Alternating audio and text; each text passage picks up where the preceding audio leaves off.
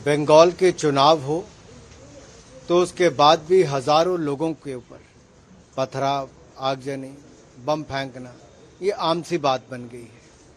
और ममता जी के राज में जिस तरह से पत्रकारों पर हमले हुए, शोभा यात्रा रामनवमी की निकालते उन पर पथराव हुआ है, इससे ज्यादा शर्मनाक और क्या होगा कि अगर पत्रकारों को भी हिंसा का शिकार होना पड़ता है, लहूलुहान होना पड़ता है और राज्य की सरकार मूक दर्शक बन के बैठी रहती है, आंखें बंद करके रखती है, तो उसकी जितनी निंदा की जाए उतनी कम है।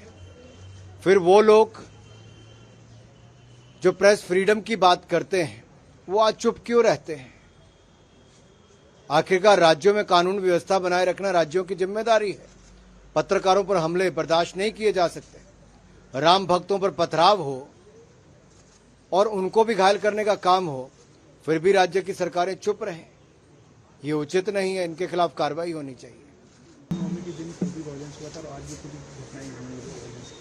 बंगाल के चुनाव हो तो उसके बाद भी हजारों लोगों के ऊपर पथराव, आगजनी, बम फेंकना ये आम सी बात बन गई है।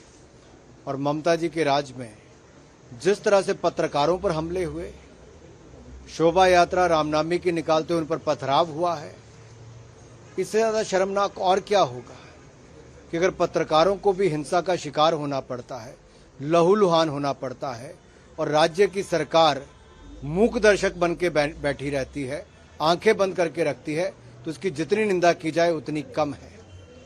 फिर वो लोग जो प्रेस फ्रीडम की बात करते हैं वो आज चुप क्यों रहते हैं? आखिरकार राज्यों में कानून व्यवस्था बनाए रखना राज्यों की जिम्मेदारी है। पत्रकारों पर हमले बर्दाश्त नहीं किए जा सकते। राम भक्तों पर पथराव हो और उनको भी घायल करने का काम हो, फिर भी राज्य की सरकारें चुप रहें, ये उचित नहीं है। इनके खिलाफ कार्रवाई होनी चाहिए। बंगाल के चुनाव हो तो उसके बाद भी हजारों लोगों के ऊपर पथराव, आगजनी, बम फेंकना ये आम सी बात बन गई है।